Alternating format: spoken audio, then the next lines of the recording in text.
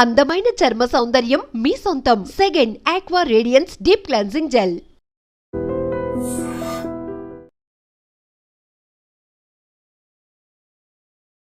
Pahalgam incident జరిగిన తర్వాత తన మన అని భేదమేమీ లేకుండా అందరి మీద పూర్తి నిఘా పెంచేసింది కేంద్ర హోంశాఖ అనుకోండి, లేకపోతే నిఘా వర్గాలు అనుకోవచ్చు.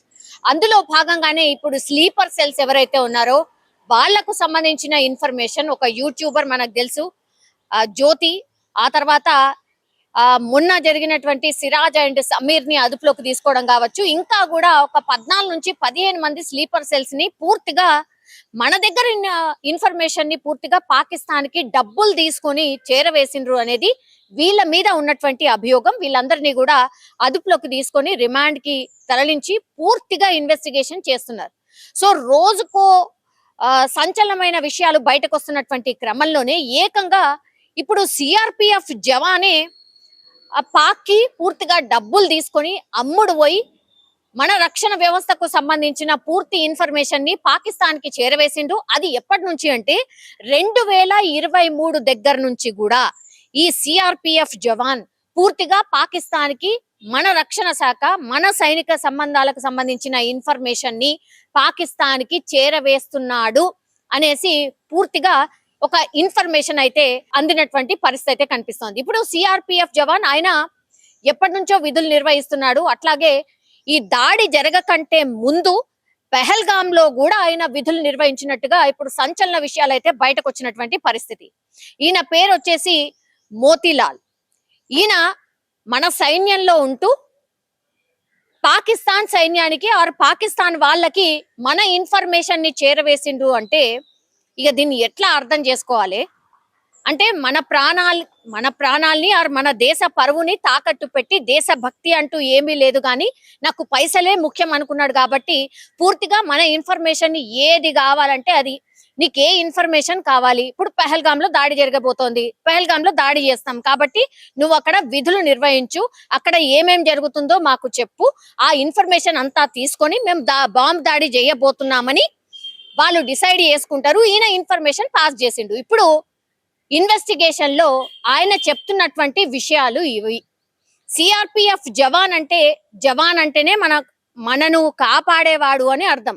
అంటే కాపాడే ముసుగులో ఉంటూ ఇప్పుడు మన ఇన్ఫర్మేషన్ ని మన పొరుగు దేశం శత్రు దేశంకి ఇన్ఫర్మేషన్ ఇచ్చిండు, డబ్బులకి అమ్ముడు పోయి అంటే దీన్ని ఇక ఏం అర్థం చేసుకోవాలి, ఎవరిని నమ్మాలి అనేది కూడా ఇప్పుడు మన దేశవాసులకు వస్తున్నటువంటి అతి పెద్ద ప్రశ్న. సో ఇంకా ఇంతమంది ఉన్నారు. ఇప్పుడు సిఆర్పిఎఫ్ జవాన్ మోతీలాల్ బయటకు వచ్చిండు. ఇట్లాంటి వాళ్ళు ఇంకెంత మంది ఉన్నారు అనేది కూడా పూర్తిగా ఇప్పుడు వాళ్ళ సోషల్ మీడియాకి సంబంధించి కావచ్చు, వాళ్ళు ఏం పోస్టులు చేస్తున్నారు, ఎట్లాంటి ఇన్ఫర్మేషన్ పాస్ చేస్తున్నారు, ఇదంతా కనుక్కుంటున్నటువంటి పరిస్థితి.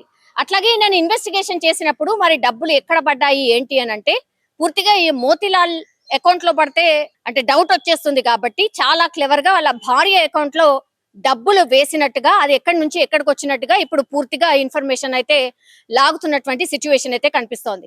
అంటే పెహల్గామ్ దాడి కంటే ముందు ఎంతమంది సహకరించారు పాకిస్తాన్ కి అనేది ఒక్కొక్కరికి బయటకు వస్తున్న పరిస్థితి స్పష్టంగా మనకు అర్థమవుతోంది. ఇప్పుడు యూట్యూబర్ జ్యోతి, ఆమె కూడా పెహల్గామ్ దగ్గరికి వెళ్ళి ఆమె కూడా చూసొచ్చి వీడియోస్ తీసుకొని ఒక రకంగా ఆమె వీడియోస్ చూస్తే స్పష్టంగా అర్థమవుతుంది. అంటే పెహల్గామ్ లో ఏముంటది, ఏంటిది, ఎట్లా దాడి చేయొచ్చు, ఎవరిని టార్గెట్ చేయొచ్చు అంతా కూడా ఆమెకు ఇన్ఫర్మేషన్ పాస్ చేసింది. ఇప్పుడు సిఆర్పిఎఫ్ జవాన్ ద్వారా కూడా అక్కడ జవాన్లు ఎంతమంది ఉంటారు, ఎక్కడెక్కడ పహారా ఉంటది, ఎక్కడెక్కడ మనం తిరగొచ్చు, ఎక్కడెక్కడ దాడి చేయొచ్చు, ఈయన కూడా పూర్తిగా ఇంకో రకంగా ఇన్ఫర్మేషన్ ఇచ్చినట్టు లెక్క.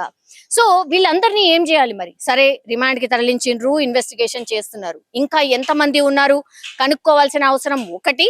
ఆ తర్వాత ఇంకా ఏ ఇన్ఫర్మేషన్ ని పాస్ చేసిండ్రు పూర్తిగా ఇప్పుడు రిమాండ్ కి తీసుకున్న తర్వాత ఆయన దగ్గర నుంచి అయితే ఇన్ఫర్మేషన్ లాగుతున్నారు.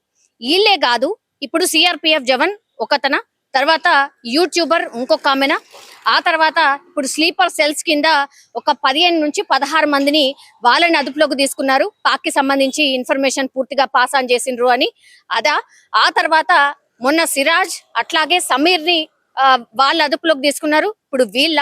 సో దగ్గర ఇప్పుడు మన లెక్క ప్రకారమే ఒక 20 మందిని పూర్తిగా పాకిస్తాన్ కి సహకరిస్తున్నట్టుగా భావిస్తున్నారు. వాళ్ళ దగ్గర నుంచి పూర్తి ఇన్ఫర్మేషన్ తీసుకుంటున్నారు. వాళ్ళు ఒక్కొక్కరిని ఇన్వెస్టిగేషన్ చేసినప్పుడు ఒక్కొక్కళ్ళు ఒక్కొక్క రకంగా జవాబు చెప్తున్నారా, లేకపోతే నిజంగానే వీళ్ళు ఇన్ఫర్మేషన్ పాస్ ఆన్ చేసింది ఒకే రకంగా ఉందా, పహల్గాం దాడి కాకుండా ఇంకా ఎన్ని చోట్ల దాడి చేయాలనుకున్నారు, ఇంకా ఎంతమంది స్లీపర్ సెల్స్ ఉన్నారు, వీళ్ళ అకౌంట్స్ ఏంటి, వీళ్ళ ఫ్యామిలీ ఏంటి, ఇదంతా కూడా ఇన్ఫర్మేషన్ పూర్తిగా సేకరిస్తున్నారు. సో రోజుకి ఇన్వెస్టిగేషన్ చేస్తున్న కొద్దిగా ఒక్కొక్క ఇన్ఫర్మేషన్ బయటకు వస్తున్నటువంటి క్రమంలో ఇప్పుడు ఇంకా ఎవరి పేరు బయట పెడతారో, ఇంకా ఎవరు సహకరించారో అనేది కూడా పెద్ద ఎత్తున సీరియస్లీ ఒక ఇన్వెస్టిగేషన్ అయితే నడుస్తోంది. ఎందుకంటే సిఆర్పిఎఫ్ జవానే ఆ పాకిస్తాన్ తో చేయగలిపాడు అని అంటే, మరి ఈ బార్డర్ లో ఉన్నటువంటి జవాన్లు పైననే కాదు, ఈ రక్షణ వ్యవస్థలో ఉన్నటువంటి వాళ్ళు కావచ్చు, లేకపోతే త్రివిధ దళాలకు సంబంధించిన ఆఫీసర్స్ లో పనిచేస్తున్న వాళ్ళ మీద కావచ్చు, అందరి మీద ఇప్పుడు నిఘా ఉంది.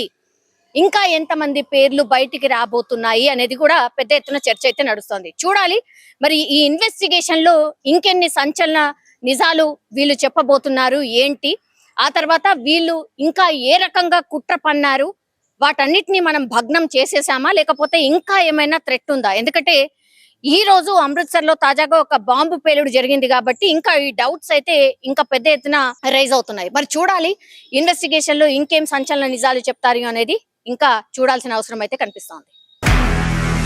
నిజంగా ప్రస్తుతం ఉన్నటువంటి సమాజం దేనికి ప్రయారిటీ ఇస్తుంది? ఆర్థిక సంబంధాల చుట్టూ మాత్రమే తిరుగుతోంది. మళ్ళీ ఎన్నికలంగానే చాలా విరక్తి కలుగుతాను. మంచి అనిపిస్తుంది కదా, లేడీస్ కూడా ఛాలెంజింగ్ జాబ్స్ చేసినప్పుడు చాలా బాగుంటది. ట్రాఫిక్ అసిస్టెంట్స్ గా నియమించిన ట్రాన్స్జెండర్స్ అందరితో సాల్యూట్ చేయించుకుంటున్నారు. ఫుడ్ డెలివరీ ఇవ్వటానికి వెళ్ళినటువంటి డెలివరీ బాయ్ అనిల్ పై కళ్ళ ముందు